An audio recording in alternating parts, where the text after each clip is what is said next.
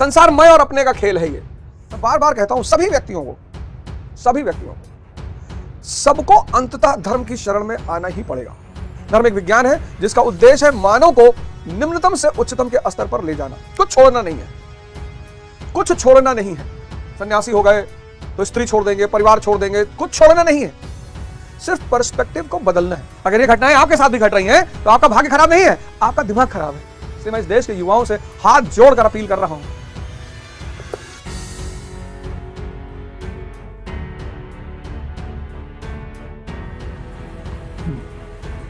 जय हिंद फ्रेंड्स।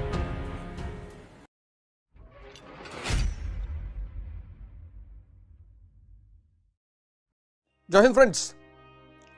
गुरुदेव भगवान के चरणों में सादर वंदन, सादर प्रणाम। कितनी अद्भुत बात चल रही है। साधक जब पहले चरण में एंटर करता है, और सबको एंटर करना है, उससे कोई बचेगा नहीं, क्योंकि माया है ही नहीं। माया का अस्तित्व तभी तक है जब तक वो विष्णु की सेवा में है। बहुत प्यारा कॉन्सेप्ट है विष्णु और लक्ष्मी जी का। ये इतना प्यारा कॉन्सेप्ट है, लेकिन वही है ना कि हमने धर्म को समझने के बजाय हम उसमें उलझ गए। मैं बार बार कहता हूं सभी व्यक्तियों को, सबको अंततः धर्म की शरण में आना ही पड़ेगा। धर्म एक विज्ञान है, साइंस है। धर्म एक विज्ञान है जिसका उद्देश्य है मानव को निम्नतम से उच्चतम के स्तर पर ले जाना, इंद्रियों से चेतना के स्तर पर ले जाना। कुछ छोड़ना नहीं है। सन्यासी हो गए तो स्त्री छोड़ देंगे, परिवार छोड़ देंगे, कुछ छोड़ना नहीं है। सिर्फ पर्सपेक्टिव को बदलना है। सन्यासी के भी बच्चे हैं, लेकिन उसको पता है कि मैं इनका गार्जियन हूं, क्योंकि मैं इन्हें इस धरती पर लाया हूं, इसलिए मैं इनका गार्जियन हूं। मैं इनका पालन पोषण करूंगा, अच्छी शिक्षा दूंगा। बाकी इनके अंदर भी वही चेतना है जो मेरे अंदर है। जिसने मेरी उंगली पकड़ के मुझे इस रास्ते पे चलाया, वही इनको भी चलाएगी। धर्म विज्ञान है समझने के लिए। उलझ गए लोग, उलझ गए तो जो इतनी अच्छी चीज थी वो आज दुश्मन बन गई। अब सब परेशान है। मुसलमान परेशान है, हिंदू परेशान है, सभी परेशान है, क्योंकि अंदर शांति तो है नहीं। तो सब एक दूसरे पर हमला कर रहे हैं।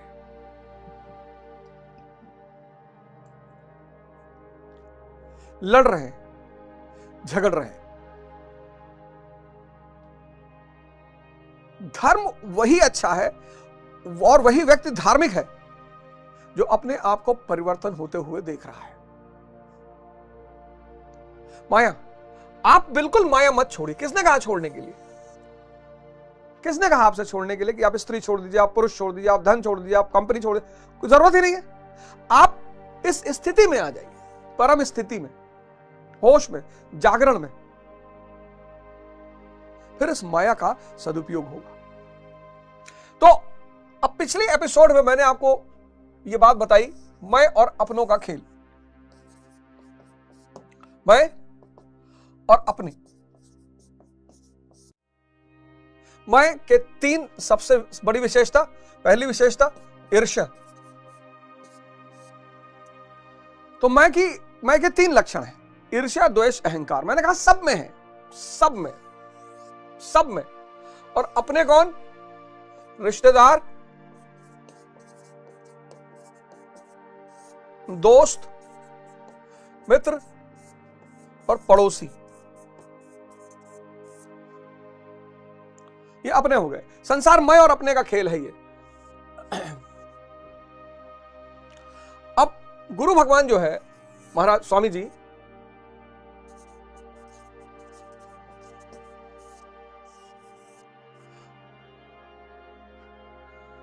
अड़गड़ानंद महाराज जी, वो इस खेल से बाहर हो चुके हैं।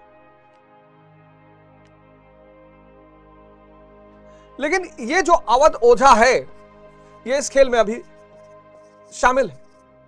उसका मैं भी है, इसलिए अपने भी है। और मैंने कहा सबका मैं है। अब गुरु भगवान इस खेल से बाहर हो गए। ना उनका मैं है, ना उनका कोई अपना है। कहा ना उन्होंने आगे कि साधु और मृत समान है। जो साधु बन गया समझ लो मर गया, अब इसके लिए दुनिया में कोई नहीं बचा है।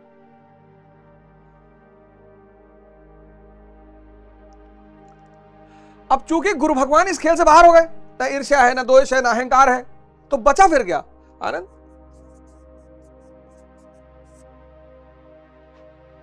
लेकिन यहां तो तीनों हैं, और ये तीनों अवधोछा में तो है ही है, इसके रिश्तेदार दोस्त तो पड़ोसी में भी है, तो सब आपस में एक दूसरे से जूझ रहे हैं, और यहां दुख है। तभी बुद्ध ने कहा संसार दुखमय है।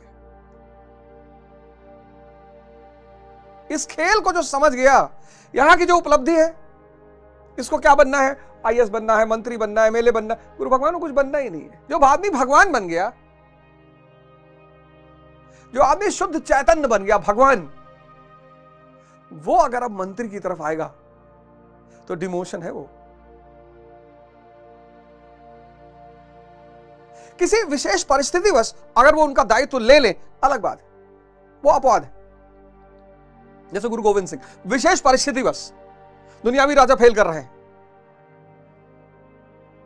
दुनियावी राजा, इसीलिए उन्होंने खुद को और अपने अनुयायियों को संत योद्धा कहा। आप देखेंगे ना, सरदारों को दाढ़ी है, बाल है, बड़े बड़े संतों की तरह, तो संत योद्धा कहा, सेंट वॉरियर्स। किसके लिए लड़ रहे हैं? मानवता के लिए, धर्म के लिए।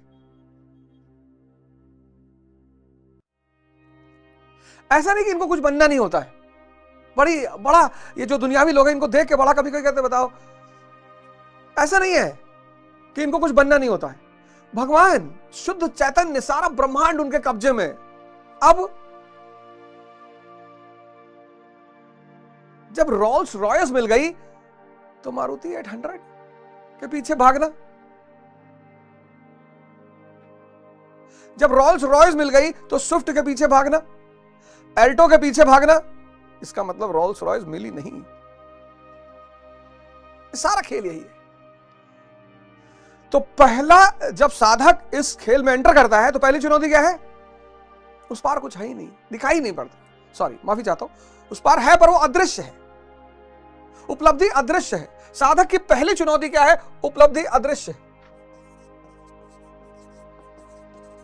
उपलब्धि अदृश्य, सिर्फ उसे ही दिखाई पड़ती है, बाकी किसी को दिखाई नहीं पड़ती। यह साधक की पहली चुनौती है। अब कबीरदास जी को क्या मिला, रविदास जी को क्या मिला, हमारे गुरु महाराज को क्या मिला, बता नहीं सकते। कुछ मिला है पर बता नहीं सकते। उसी को कबीरदास जी ने कहा, गूंगे का गुड़, गूंगे का गुड़ मिल तो गया पर बता नहीं सकते।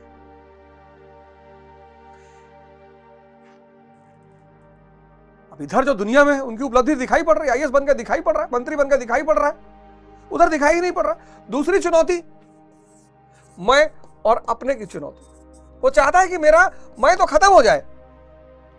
साधक चाहता है मेरा मैं खत्म हो जाए और मैं भगवान बन जाऊं।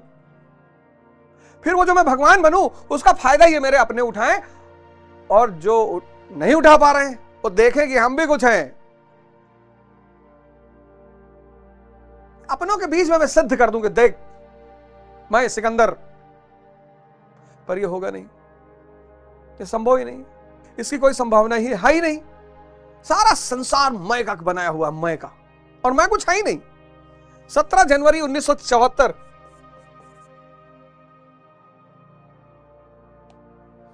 अब एक आदमी है एक्स, ये पैदा हुआ 8 जुलाई को, 8 जुलाई 1980 सुबह 8 AM। अब मान लीजिए इसका नाम है संतराम।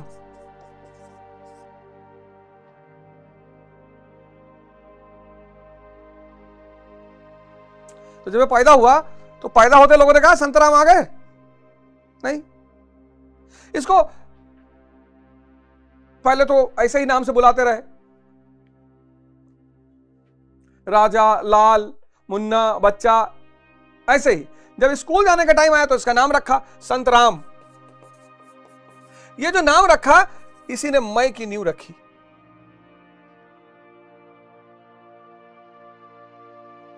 ये जो नाम रखा ना, नाम, इसी ने मैं की नींव रखी। अब संतराम का मैं बन गया, उसका परिवार उसका मैं बन गया, उसका संपत्ति उसकी मैं बन गई, उसका मित्र उसके मैं बन गए, उसकी पत्नी उसकी मैं, है कुछ भी नहीं। ना ये मैं है और ना ये सब उसका है। जब मैं ही नहीं है, जब संतराम जैसी कोई चीज ही नहीं है दुनिया में, 8 बजे कौन पैदा हुआ 8 जुलाई को? ये नाम तो काफी दिन बाद मिला, संतराम। यही बंधन है, यही बंधन है, यही बंधन है। सऊदी अरब में एक व्यापारी अपने 15 ऊंटों को लेकर एक सराय में रुका। 14 ऊंटों की रस्सी तो उसके पास थी, एक वो भूल आया था। तो उसने सराय के मालिक से कहा कि साहब एक रस्सी कम पड़ रही है यार। सराय का मालिक बूढ़ा था, अनुभवी था। अरे उसने कहा कोई बात नहीं, 14 को तुम बांधो रस्सी से, और 5वें को 15वें के पास जब तुम जाओ तो जो बांधने की क्रिया है बस वो कर दो। उसने कहा कैसी बातें करते हैं आप? कहा मानो तो मेरी बात, वो सिर्फ बांधने की क्रिया, जैसे गर्दन में ले जाते हो, रस्सी बांधते हो, फिर खूंटा लगा दो, वो सारी क्रिया कर दो, वो कहीं नहीं जाएगा। और अगर चला गया तो ऊंट मैं तुमको वापस करूंगा। व्यापारी ने कहा अच्छा। वो गया, उसने सारी क्रिया की, चला आया, सोया रात भर, सुबह पहुंचा, 15 के 15 बैठे थे। बस यही बंधन है कुछ नहीं, बस मान रखा है कुछ नहीं। इस 8 AM पे जो उतरा था, जो पैदा हुआ, उसको जान लेने का प्रक्रिया है ध्यान, भजन, साधना। और हम सबको वो 4 चीजें दिखाई पड़ती हैं जो बुद्ध को दिखाई पड़ी थी। सिद्धार्थ कैसे बुद्ध बने? उन्हें 4 चीजें दिखाई पड़ी। कौन सी चीज? पहले एक वृद्ध दिखाई पड़ा, फिर बीमार दिखाई पड़ा, फिर एक मृत दिखाई पड़ा, फिर सन्यासी दिखाई पड़ा। ऐसा नहीं सिर्फ उन्हीं को दिखा, हम सबको दिखता है। पर हमारी नींद इतनी गहरी है, हम सब बुजुर्ग होंगे, पर जवानी में किसी को एहसास होता है कि हम बुजुर्ग होंगे? गुरु महाराज एक बार कह रहे थे कि कभी एहसास नहीं हुआ कि ऐसन बुढ़ापा आई। जवानी एहसास ही नहीं करने देती, इतना मदमस्त रखती है, इतना नशे में रखती है। जब तक आदमी बीमार नहीं होता तब तक वो प्रिकॉशन नहीं लेता। और कुछ बीमारियां तो ऐसी है जो होने के बाद फिर अब कुछ आप कर भी नहीं सकते। सब डेड बॉडी देखते हैं, इसलिए शमशान को शहर के बाहर बनाया जाता है। सबसे ज्यादा वैराग्य पैदा करने का माध्यम है ये। तो बुद्ध अपने सन्यासियों को जब कोई उनके यहां दीक्षा लेता था तो 1 महीना कहते थे जाओ शमशान में बैठो, क्योंकि 1 महीने लगातार जो शमशान में बैठेगा उसके मन की गहराइयों में यह बात घुसने लगेगी कि मुझे भी जाना है। महाराष्ट्र के एक बहुत फेमस संत हुए एकनाथ, उनके पास एक युवक आता था, बहुत तर्क करता था, बहुत तर्क करता था, अच्छा तार्किक था। अब इस दुनिया में तर्क चलता ही नहीं, संसारी की दुनिया में तर्क चलता है, यहां तर्क चलता ही नहीं। गुरु महाराज बीमार है, इतना शक्ति है, तो आपन बीमारियां कहीं नहीं ठीक कर लेते। यहां तर्क चलता ही नहीं। तर्क से परे ये दुनिया है, बहुत अलग। तर्क बहुत करता था। एक दिन वो आया, बैठा एकनाथ जी के सामने, शुरू किया उसने तर्क। तो कहा अरे हाथ दिखाना अपना, देखा ना। बोले यार तुम तो 1 हफ्ते बाद मर जाओगे, 1 हफ्ते की जिंदगी बची। हाँ बताओ अब क्या बता रहे थे? अरे उसने कहा भाड़ में गए बताना। भगा वो अपने घर गया, सबको बताया, रोना पीटना मच गया कि अरे भैया अब तो 1 हफ्ता जिंदा रहेगा। 1 हफ्ता बीता, 7वें दिन शाम का समय है, पूरा परिवार उसको घेर के बैठा हुआ, चारपाई पे लेटा है, सब रो रहे हैं, वो भी रो रहा है कि बस जाने वाला हूं। बस सूरज डूबा मैं गया, सूरज डूबा मैं गया। तब तक एकनाथ जी आए, बोले क्या हो रहा है? अरे बोले आज मेरा अंतिम दिन है, आपने कहा था ना 7वें दिन मर जाओगे। अरे बोले वो मजाक में कहा था। इस 7 दिन में तुम्हारे मन में कोई विचार उठा, कोई तर्क उठा? अरे उसने कहा अब कहां विचार और तर्क उठेगा। बोले बस मुझे इस बात का एहसास है कि मौत आ ही रही है। 7वें दिन नहीं आएगी, 17वें दिन आ जाएगी, 17वें दिन नहीं आएगी, 70 साल बाद आ जाएगी, और ये सब खत्म हो जाएगा।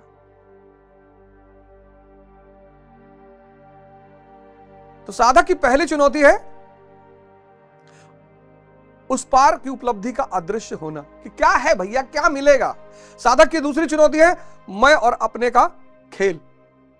मैं मिट जाए, अपने बचे रहे, जिससे अपने उसका लाभ उठाएं, हमारी वाहवाही करें, हमारा नारा लगाएं, अवध ओझा जिंदाबाद। ऐसा होगा नहीं। तो तीसरा काम वो क्या करेगा, अब देखिए वो क्या करेगा। 34वां श्लोक उठाइए। 34 श्लोक हमने कर लिया, समझ संबंधी दिखाई पड़ रहे हैं। 5वां, एतान हंतुम इच्छामि धनो तो अपि मधुसूदन अपि तरलोक राजस्व हेतु की नु मही कृते। कह रहा हे मधुसूदन, मुझे मारने पर भी अथवा तीनों लोगों के राज्य के लिए भी मैं इन सबको मारना नहीं चाहता। फिर पृथ्वी के लिए क्या कहना। अगर तीनों लोग का राज्य मिल जाए तब भी मैं सबको ना मारूं।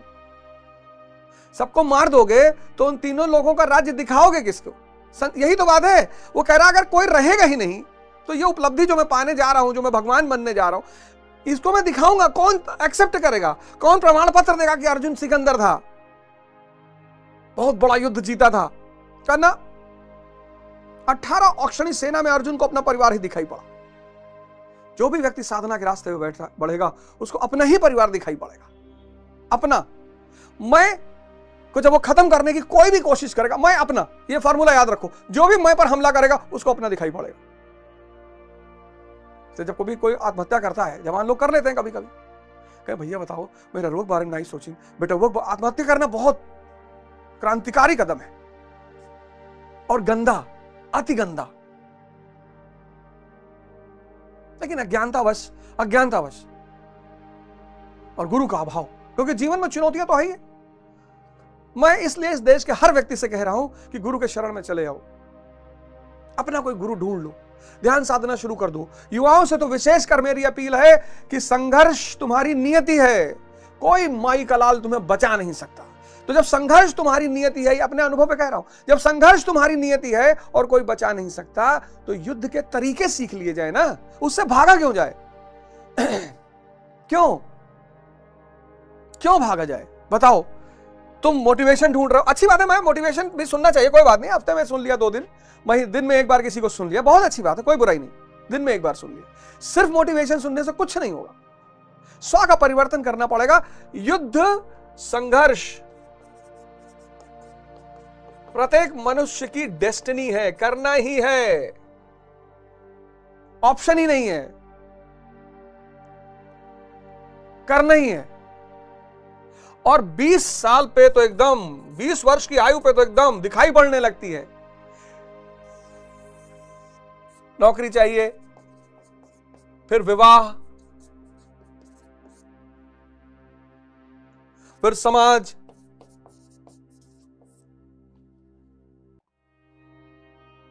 फिर सारी दायित्व, रिस्पॉन्सिबिलिटी, हर फ्रंट पे लड़ाई शुरू हो जाती है। हर फ्रंट, चारों तरफ से फ्रंट खुल जाते हैं। 5 साल का लड़का, 5 वर्ष का बच्चा, घर में किसी की मृत्यु हो गई, खेल रहे हैं, पता ही नहीं, खेल रहे हैं, पता ही नहीं।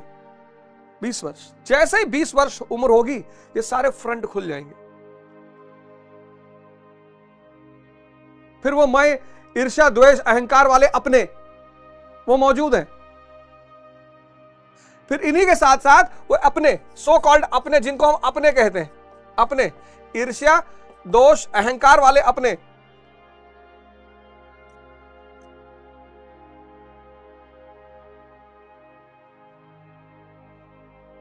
कुछ भी करोगे, कुछ भी करोगे, कुछ भी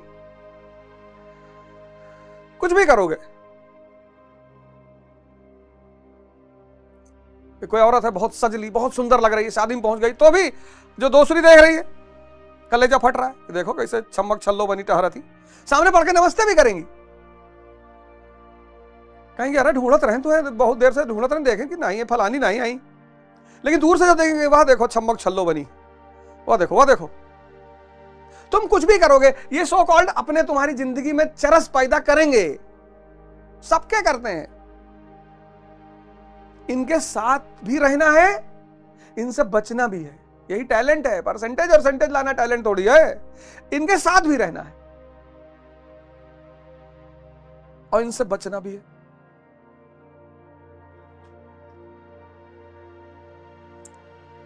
और इन सारी चीजों में जो आदमी तुम्हें रास्ता दिखाएगा वो कोई अनुभवी आदमी दिखाएगा। गुरु, ये तुम्हारी शक्ति का आधार बनेगा। इसलिए मैं इस देश के युवाओं से हाथ जोड़कर अपील कर रहा हूं कि ध्यान और योग के रास्ते पर आ जाओ। टेंशन मत लो, 6 महीना लगेगा, 6 मंथ्स। दवा बहुत तगड़ी, इसलिए बहुत धीरे धीरे असर करती है। दवा बहुत शक्तिशाली है, बहुत। एक बार सूट करने लगी फिर तो, और सूट करेगी ही करेगी। ऐसा है ही नहीं कि सूट नहीं करेगी है? जब मुझे सूट कर गई, मेरी जिंदगी संवारी मुझको गले लगाकर, एकदम सूट करेगी। करना ही है। रत्नाकर डाकू को सूट कर गई, अंगुलीमाल को सूट कर गई, गांधी जी को सूट कर गई। करना ही है। टाइम लेती है, क्योंकि दवा बहुत शक्तिशाली है ना। एलोपैथिक दवा ने बहुत शक्तिशाली, साइड इफेक्ट नहीं है इसके। एक तो इसके दवा के ध्यान और योग जो दवा है इसके साइड इफेक्ट नहीं है, और शक्तिशाली बहुत है, इससे बहुत थोड़ा धीरे धीरे काम करती है। घबरा जाते हैं लोग, यार 2 महीने करी था कुछ दिखाई नहीं पड़ा था। अरे करो तो पहले 6 महीने यार। ध्यान और योग, चक्रव्यूह, चक्रव्यूह बहुत भयंकर चक्रव्यूह। चक्रव्यूह तुलसीदास कहते हैं, तुलसीदास कह चिद विलास जग बूझत बूझत बूझे। ये ये जगत हमारे मन का ही विस्तार है। मन के सिवा कुछ है ही नहीं।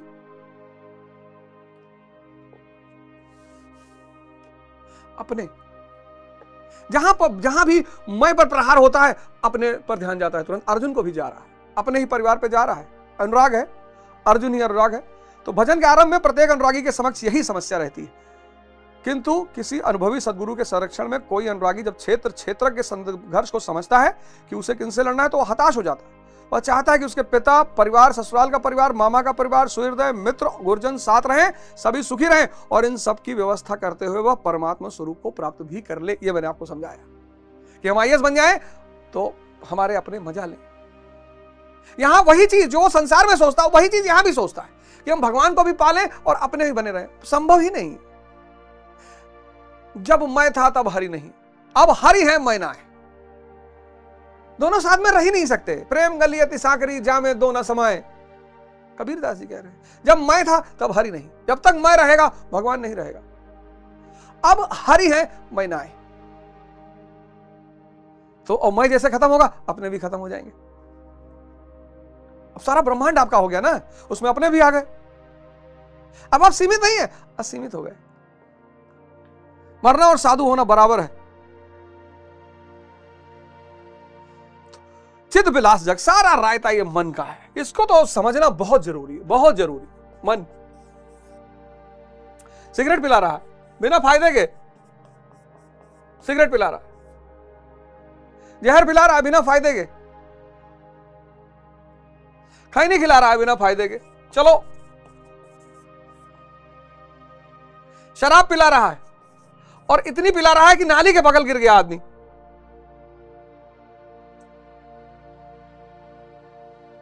इसमें प्रोटीन, कार्बोहाइड्रेट, फैट,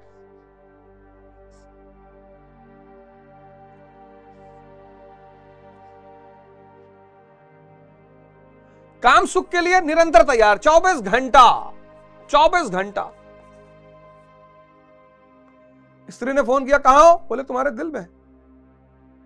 रात में 2 बजे,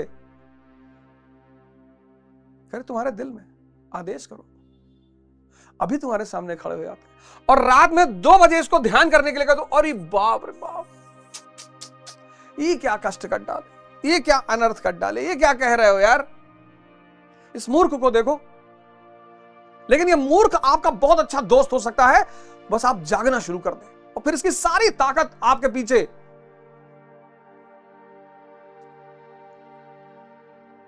आप अपने जीवन से देख लीजिए। कहने की मुझे क्या जरूरत, बहुत सारे लोग इन चुनौतियों का सामना कर रहे होंगे।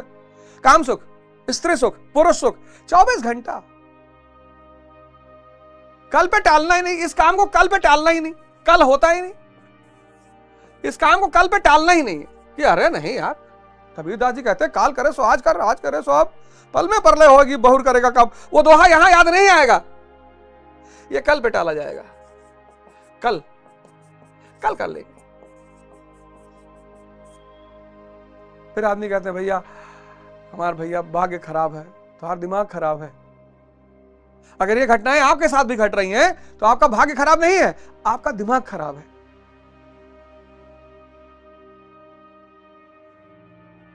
मन को समझना।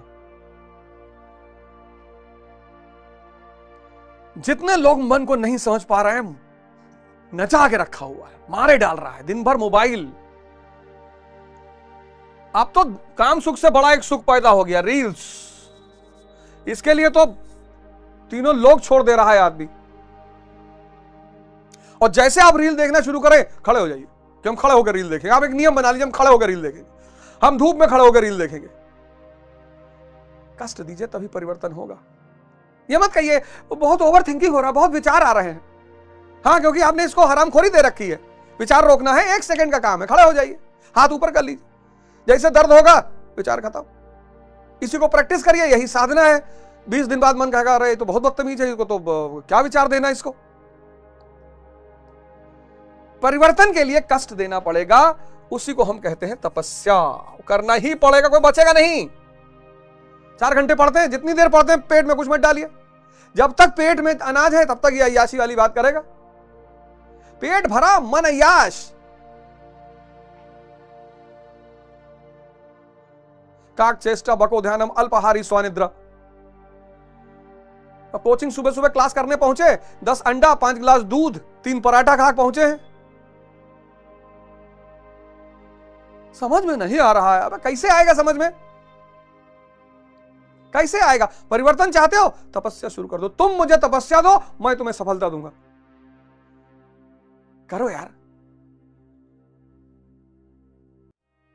6 महीने के बाद यही तुम्हारी तपस्या तुम्हारा आनंद बन जाएगी। मैं देश के सभी युवाओं से हाथ जोड़ के कह रहा हूं, डिप्रेशन में मत जाओ, परेशान मत हो, दुखी मत हो ना। ध्यान और योग की शुरुआत कर दो। योग में तुम सूर्य नमस्कार शुरू कर दो। बस सूर्य नमस्कार सीख लो, 12 राउंड, 3 से शुरू करो, 12 तक पहुंचो और 12 ही करो। आधा घंटा लगेगा, 12 ही करो, कोई टेंशन लेने की जरूरत नहीं है। जब सिलेक्शन हो जाएगा, नौकरी पा जाना, तो 12 को 24 कर देना, 50 कर देना, शरीर और स्वस्थ होती चली जाएगी। और ध्यान नहीं कर पा रहे हो अभी पहले चरण में, तो योग निद्रा शुरू कर दो।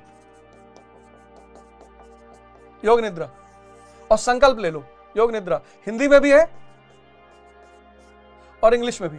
इंग्लिश में है टिम रो की, ROWE, टिम रो की। सारा रायता जग का है, सारा ये रायता जो जग का है वो मन का फैलाया हुआ है।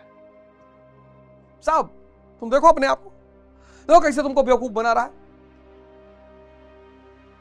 पढ़ने के लिए कह दो, अरे मर जाएगा तुरंत की, अरे भगवान ई का कह दिए दोस्त। तो बदलो अपने आप को। योगेश्वर श्री कृष्ण ने भी मन के प्रसार को ही जगत कहकर संबोधित किया है। जिसने इसके प्रभाव को रोक लिया उसने चराचर जगत ही जीत लिया। इह तर्जिता सर्गो ये साम्य स्थितम मना। अर्जुन अधीर हो उठा है, होना ही है, होना ही है, उस तरफ कुछ भी नहीं है और अपने को छोड़ना है। अधीरता तो पैदा ही होगी। अर्जुन क्यों अधीर हो रहा है? अर्जुन अधीर हो रहा है, होना ही है। अर्जुन अधीर हो रहा है क्यों? अदृश्य की तरफ जा रहा है। उपलब्धि अदृश्य है और अपने छूट रहे हैं। IAS बनना, अब IAS अगर आप बनो, उपलब्धि दृश्य है और अपनों को मजा आएगा। IAS बन गए आप, उपलब्धि दृश्य है और अपनों को मजा आ रहा है, अपने खुश। आप मंत्री बन गए, उपलब्धि दृश्य है और अपनों को मजा आ रहा है। आप प्रधानमंत्री बन गए, उपलब्धि दृश्य है और अपनों को मजा आ रहा है। इस पद पर क्या कहा जा रहा है? उपलब्धि अदृश्य है और अपने खत्म। तो अर्जुन अधीर हो रहा है और इस अधीरता में वो कह रहा है कि वह त्रिलोकी के राज्य को ही सुख की पराकाष्ठा समझता था। कह रहा है ऐसा सुख क्या करेंगे जिसमें अपने ही नहीं रहेंगे। तो 36वें श्लोक में कह रहा है, निहत्य धृतराष्ट्र का प्रीति स्या जनार्दन पाप मेवा श्रेय पाप मेवा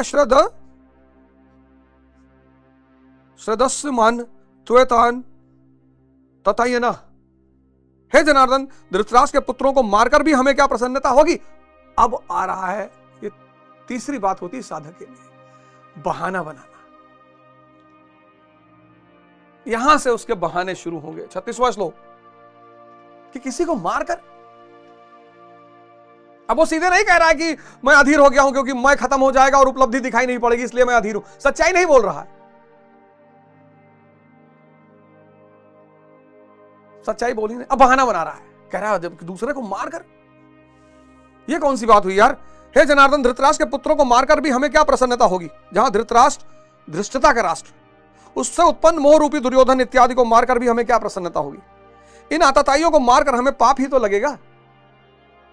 तुम्हारी पत्नी की साड़ी उतार रहा था भरी सभा में, तुम्हारी जिंदगी नरक कर दिया और अब इथिक्स बता रहे हो। अब रायता फैला रहे हो, पाप पुण्य की बात करो। तो जीवन यापन के तुच्छ लाभ के लिए अपनीति अपनाता है, वह आतताई कहलाता है। कह रहा मैं आतताई नहीं बनना चाहता, किंतु वस्तुतः इससे बड़ा आतताई वह है जो आत्मा के पथ में अवरोध उत्पन्न करता है। अब बहाना बना रहा है साधक के सामने। तीसरी बात, बहाना।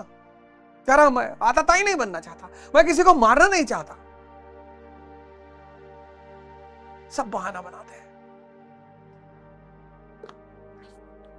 सब। एक सेठ जी थे, बड़ी पूजा पाठ करते थे, बहुत पूजा पाठ। तो नारद जी ने भगवान विष्णु से कहा, प्रभु ये आपका बहुत बड़ा सेवक है, किसको काहे नहीं आप स्वर्ग में बुलाते हैं। बोला मैं बुलाता हूं, ये आता ही नहीं।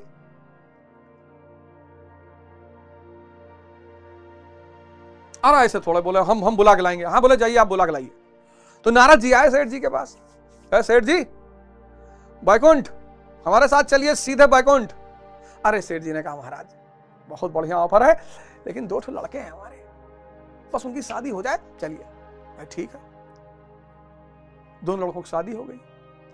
फिर नारद जी आए, महाराज चलिए बैकुंठ। बोले शादी हो गई लड़कों की, थोड़ा सा मैं चाहता हूं इनको ये सब काम काज सिखा दूं, नहीं तो सब लुटा देंगे, बड़ी मेहनत से मैंने कमाया है। चलिए ठीक है, सिखा दीजिए। फिर आए कुछ दिन बाद नारद जी कहें, महाराज बैकुंठ। अरे बोले यार नाती होने वाला है, अभी पोता हो जाए देख लूं, बस चलूं। ठीक, अच्छा है।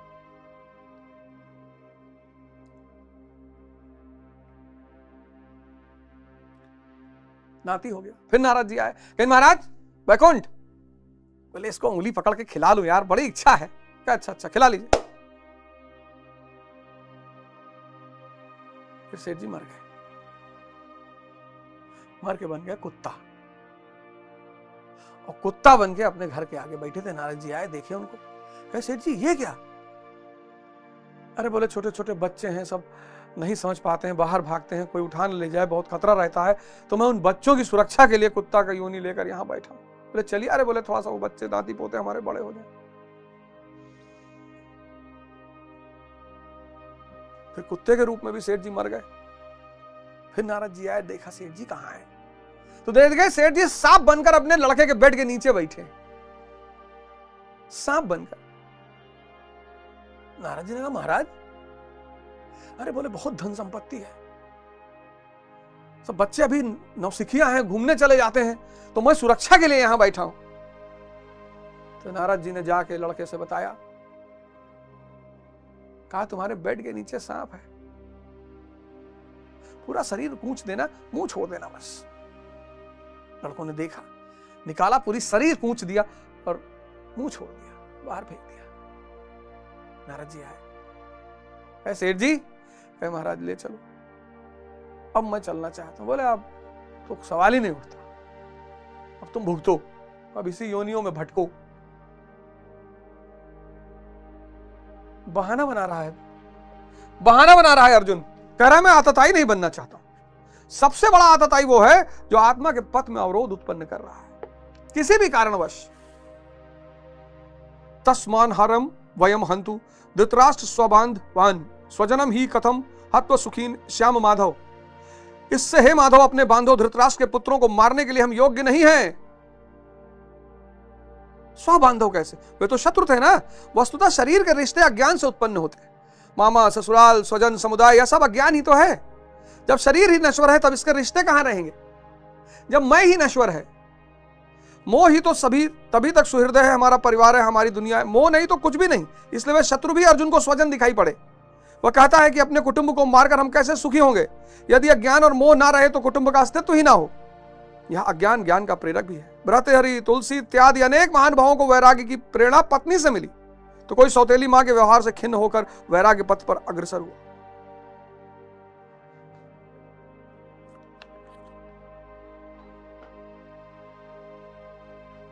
अब अर्जुन कह रहा है, पहले स्टेज में क्या हुआ था? शरीर कांप रहा था, बुखार चढ़ रहा था। अब कह रहा है कि अपना आताताई, मैं हत्यारा नहीं बनना चाहता।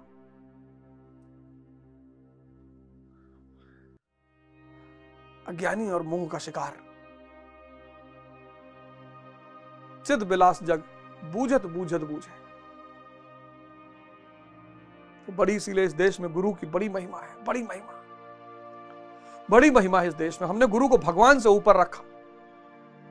गुरु गोविंद दो खड़े काके लागू पाए, बलिहारी गुरु आपने गोविंद देव बताए। ये नाटक को समझा पाना, बता पाना, व्यक्ति को रास्ते पे ला पाना, साधना करवाना। मैं चिल्ला चिल्ला के इस देश के युवाओं से कह रहा हूं, साधना शुरू करो, तपस्या शुरू करो। 6 महीने का तो टाइम दो यार। और आज स्थिति बहुत खराब है, कोई बचेगा नहीं। अब अर्जुन बहाना बनाना शुरू कर रहा है कि मैं आतताई नहीं बनना चाहता, मैं हत्यारा नहीं बनना चाहता। अभी और बातें गिनाएगा वो, अभी और बातें गिनाएगा, कुल की बात करेगा, स्त्रियों की बात करेगा। अरे तो भी तो बहुत रायता फैलाएगा। और उस रायते पर अगले एपिसोड में मैं आप पे प्रकाश डालूंगा। जय हिंद।